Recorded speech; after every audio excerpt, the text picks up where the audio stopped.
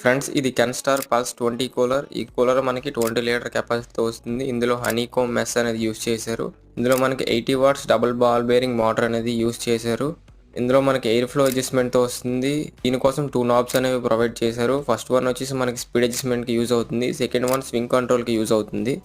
ఈ కూలర్లో మనకి ice chamber కూడా ప్రొవైడ్ చేశారు. సో మనకి కూలింగ్ అనేది కొంచెం ఎక్కువ వస్తుంది అదర్ కూలర్స్తో కంపేర్ చేసుకుంటే. వాటర్ ఇన్లెట్ అనేది మనకి బ్యాక్ సైడ్ ప్రొవైడ్ చేశారు. ఈ కూలర్ మనకి ఒక స్మాల్ రూమ్కి అనేది సరిపోతుంది.